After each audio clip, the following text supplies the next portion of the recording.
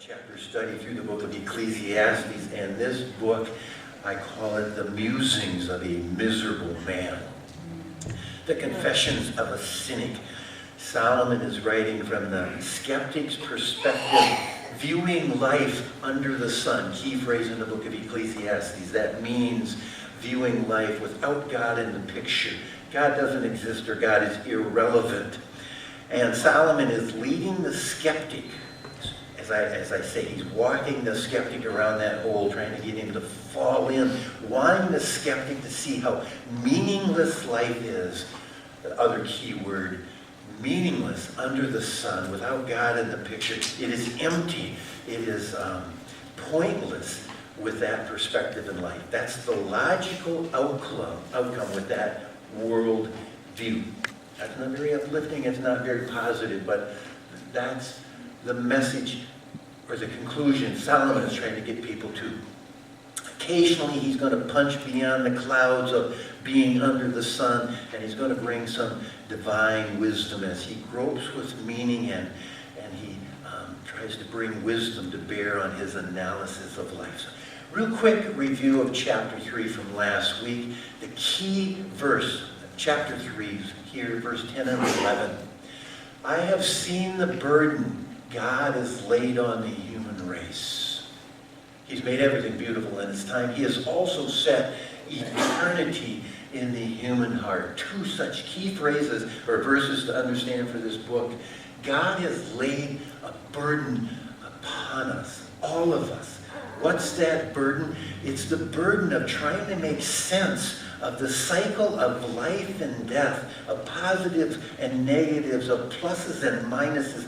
The burden of questioning, who am I? Why am I here? What's the purpose of me being here? Where am I going? And the burden of wrestling with those questions, when we really take those questions to their logical conclusion, drives us to cry out to God. And then God has placed eternity in the human heart. He has. We innately understand something's missing. There's got to be something more. It's a homesickness that he has put in our heart, that longing for Eden in the presence of God. And that awareness also leads us to search for answers, and hopefully leads us in that search to God. Chapter 3, okay, chapter 4, going to try to be more positive this week. Come to chapter 4, and Solomon begins. He's going to make 3 observations about human nature. He points to 3 descriptive traits of humanity. Verse 1, again I looked and saw all the oppression that was under the sun. Without God in the picture, all the oppression. I saw the tears of the oppressed, and they have no comforter. Power was on the side of their oppressors, and they have no comforter. Solomon is considering the bitter facts of life. He's looking at the oppression. He's looking at man's inhumanity to their fellow man, the cruelty of people. And that doesn't need to be illustrated as you look down the corridors, the dark moments of human history, the cruelty, the inhumanity of people to one another. Solomon observes power is always on the side of the oppressor, and the oppressed have no comforter. No one seems to step in for them. I was thinking, we've all played that kids' board game, the game Sorry. Yeah, we've all played that game. The strategy behind that game is you get ahead by landing on other people and then sending them back to their home base. Essentially, if you step on others, you get ahead and you win. It's a cutthroat game. Sorry is such a strange name for that game because you're anything but sorry. You're ecstatic when you land on someone else. We essentially train our kids to be oppressors, don't we? By playing sorry. Well, I don't know, I just thought of that. Verse 1, verse 2. And I declared because of the oppressors, because of the oppression, I declare that the dead who have already died are happier than the living who are still alive. But better than both is the one who has never been born, who has not seen the evil that is done under the sun. You know, when that teenager gets mad and he goes to his bedroom and he slams his door and he says, "I didn't ask to be born." And Johnny Carson's response to that statement is, "And if you would have asked, I would have said no." Okay? That's kind of the thought there. But Solomon looks at the inhumanity in the world, and his conclusion is, you're better off dead. You might as well not have been born, because people are so oppressive. People are so cruel. How am I doing on making this more positive so far? Good start. Hang in there. We're going to get there. Verse 4. Solomon shares another observation about human nature. Verses 1 to 3, he goes, the inhumanity, the cruelty. Now in verse 4, he notes that people are driven by envy. And I saw that all toil and all achievement spring from one person's envy of another. This too is meaningless, a chasing after the wind.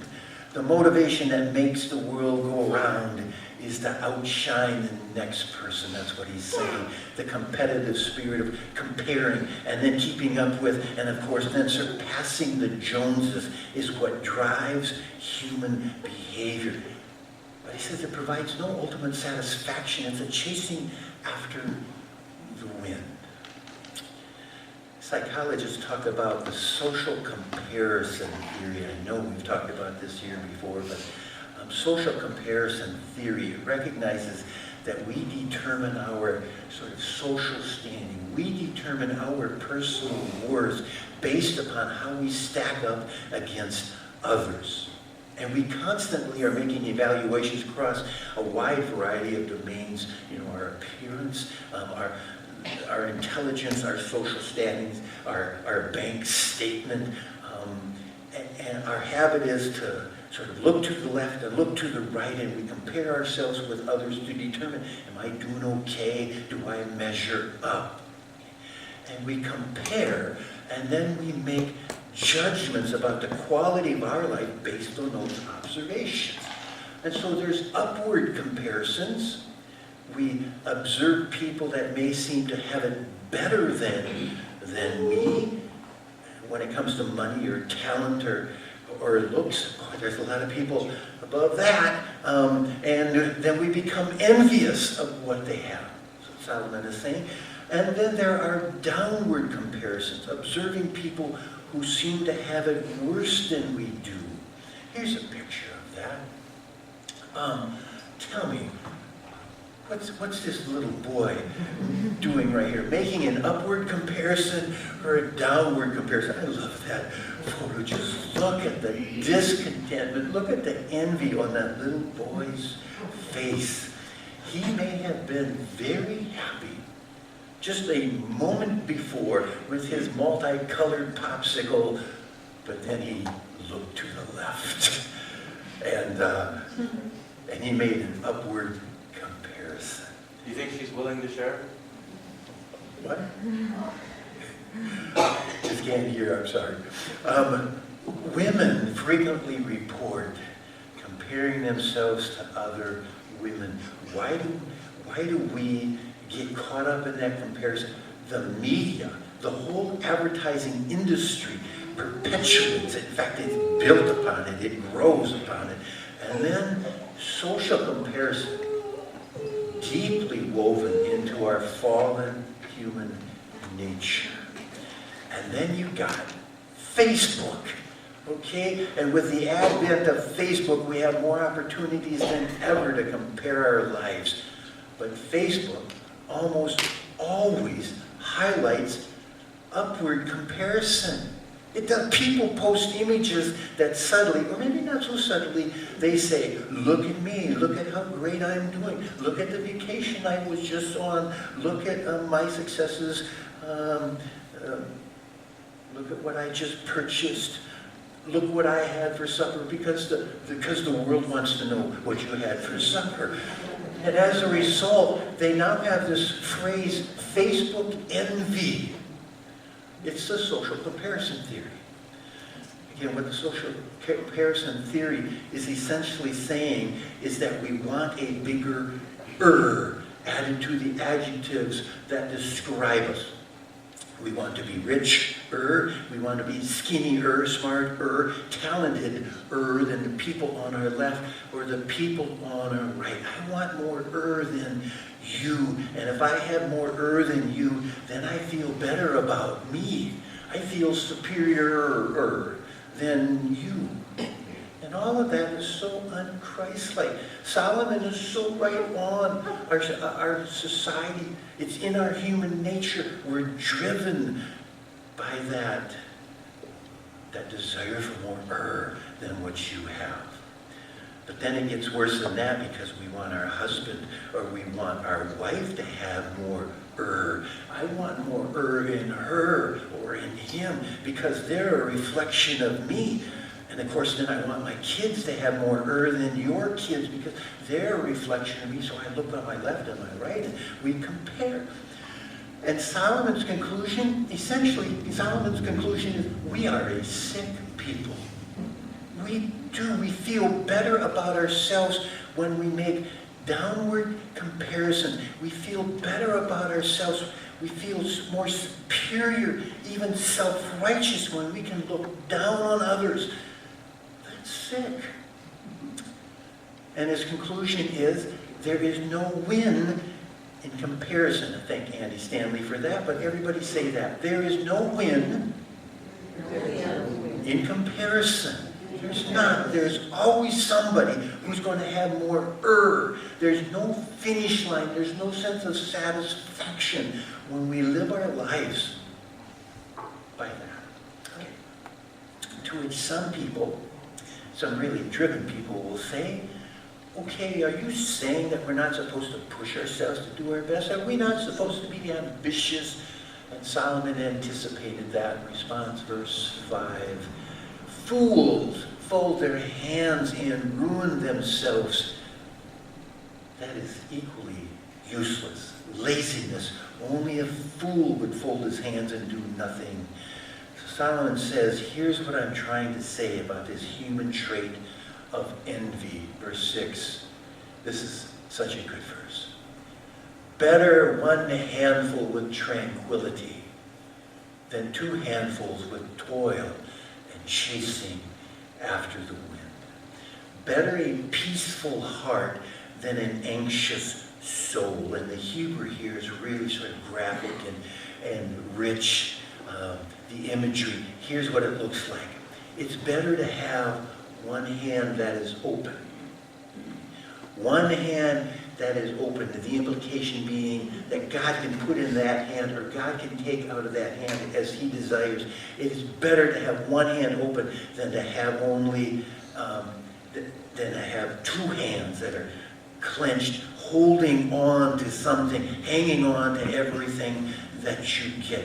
It's better to have one hand open with tranquility and to learn to be content than to have 2 hands clenched around everything you get.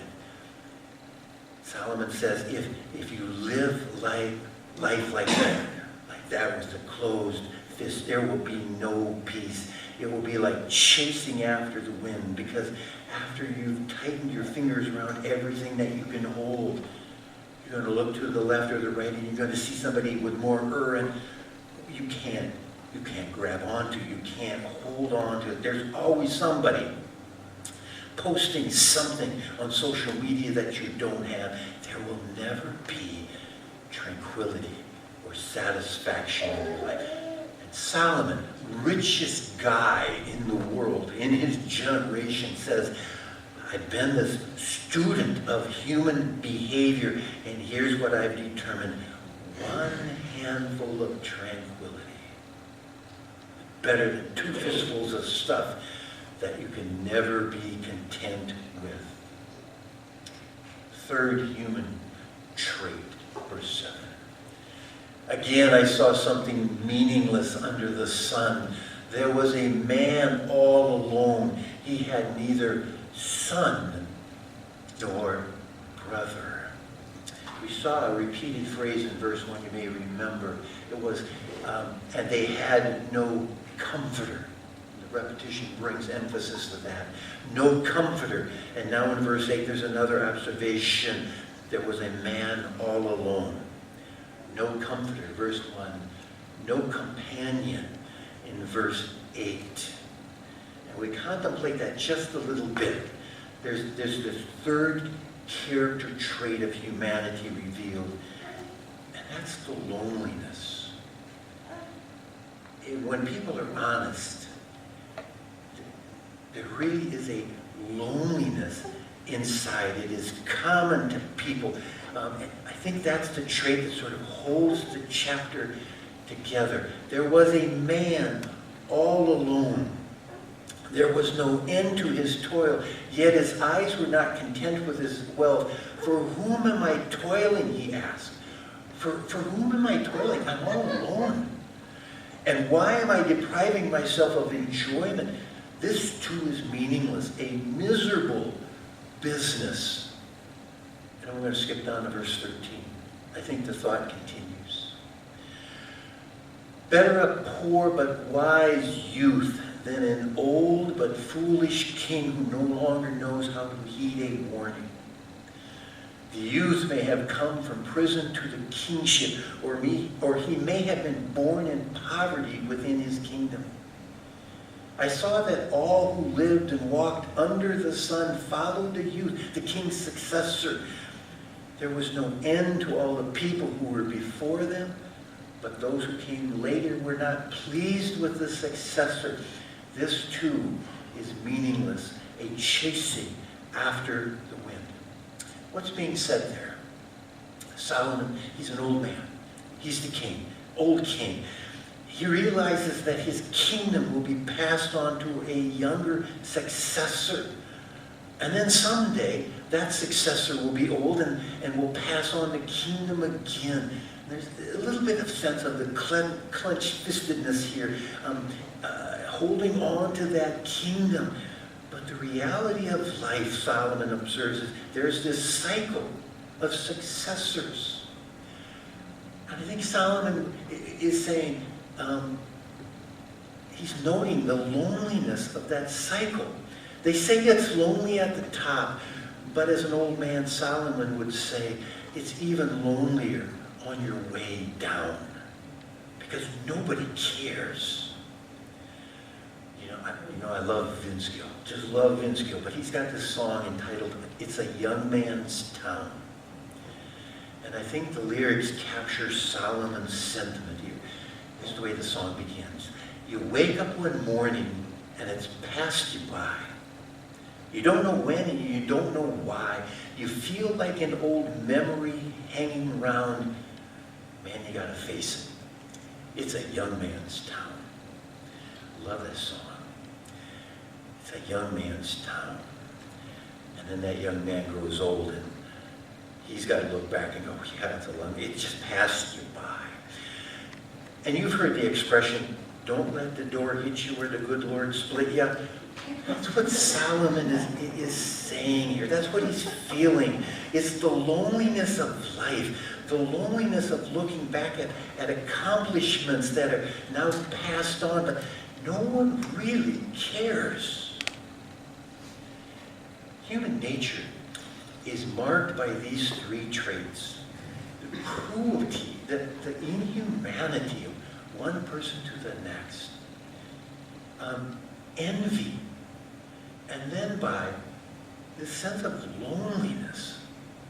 And Solomon, chapter 4, in fact through the entire book, but Solomon is trying to get the secular skeptic to acknowledge that reality, and with acknowledging that reality, concluding, there's got to be something more. This is so meaningless. It's so empty. And you may be thinking, now when did we get to that positive, uplifting part? Well, now we do, because we skipped over a section, verses 9 to 12. Here's the positive aspect of this chapter. Here is the needed wisdom for this inhumane, cruel, envy-driven, lonely world. A cord of 3 strands is not quickly broken. 2 are better than 1 because they have a good return for their labor. If either of them falls down, one can help the other up. But pity anyone who falls and has no one to help them up. Also, if 2 lie down together, they will keep warm. But how can one keep warm alone? Though one may be overpowered, 2 can defend themselves. The passage illustrates the importance of companionship, friendship. You know, from the very beginning, God said, and it's not good that man should be alone. It's not good. And then he fashions Eve for Adam. That passage, in fact, is often used at wedding ceremonies.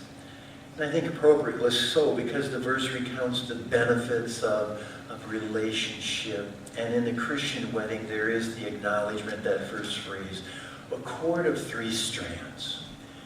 Bride and groom and the Savior, Jesus. That is a bond that will last. So some weddings even acknowledge that in this ceremony. There's a braiding ceremony. Have you ever seen that done? I guess the significance of that. The verses are a reminder that there is this human-shaped void in the heart. We always talk about the God-shaped void. Pascal, I think. There's this God-shaped void, but this passage and Genesis says there's actually a human-shaped void in the human heart. We are created with, we need relationship and community. And yet loneliness is so pervasive in our society. In fact, I had someone stop and talk to me this week, and she admitted, I don't have many friends. And then she added, but that's because people suck. Okay, yes, you're right. We step on one another. We do very hurtful comparing of one another. We're consumed with envy. And then we protect ourselves from being hurt by not getting close to anyone. We're very lonely. But there's benefits to relationship. Mutual support, mutual encouragement, mutual protection, verse 12. But no human relationship ever completely fills the emptiness inside the human heart. That emptiness is ultimately the God-shaped void in the heart. God put eternity in our hearts, chapter 3, verse 11. He put this homesickness, this longing, this awareness that there's something more. No human relationship will ever fill that void. And this is where Christianity is so unique from any other world religion. Unlike Buddhism, any other ism out there, in the Christian faith, God took on human form. God entered into human history in the person of Jesus. And so when the skeptic says, when the skeptic looks around and sees the inhumanity and the envy and the loneliness, and he says, why doesn't God do something about it? Our response is, he has. That's the good news. That's the gospel. He has done something about it. He entered into human history. Jesus came. Jesus was called the friend of sinners. That is such a sweet term. The friend of sinners. It was, however, initially a pejorative term. It was a derogatory term. The opponents, his opponents, the religious establishment, saw him hanging around with tax collectors and sinners, those lowlifes. Boy, were they doing downward comparison. They looked at that and they said, he's a friend of sinners. Yes, he is. And are we thankful? He took on human flesh, and then he gave his life as a sacrifice, a sacrificial payment for our sin. And all we have to do is to acknowledge our need for him as Savior. That's the gospel. James Taylor sang, "Ain't it good to know you have a friend?" What a good song. People can be so cold, they'll hurt you and desert you. Well, they'll take your soul if you let them. Yeah, that's chapter 4. People are so cold. They will hurt you and desert you. Don't you let them. All you got to do is call, and you know I'll be there. You've got a friend. That's the message of Christianity. A friend and a Savior. And in the Jewish mindset, that was just so unheard of. That seems so sacrilegious to have that sort of acquaintance, that sort of closeness with the God of the universe. And yet, that's how God revealed himself. Amazing. Let's pray together. Gracious Heavenly Father, while we just stumble over the simplicity of the message, as our eyes are fixed on this hurtful world. And you know our hearts today. You're the heart knower. And so grateful for that. Because my prayer would be that you would meet people right where they're at. Whatever that need is, whatever that emptiness is this morning. That they would embrace fully this revelation that Jesus is our friend, approachable, caring, so loving, so dependable. And no greater love as this, that you lay down your life for your friends, and that is what our Savior has done. We are so grateful for that. And thank you for the forgiveness. Thank you for the new life that is made possible because of that. So we give you praise and thanks this morning. In our Savior's, our friend's name, Jesus Christ. Amen. Hey, thanks for worshiping with us today. I got to tell you, I get really discouraged sometimes when I look out and see how many people are here and not here.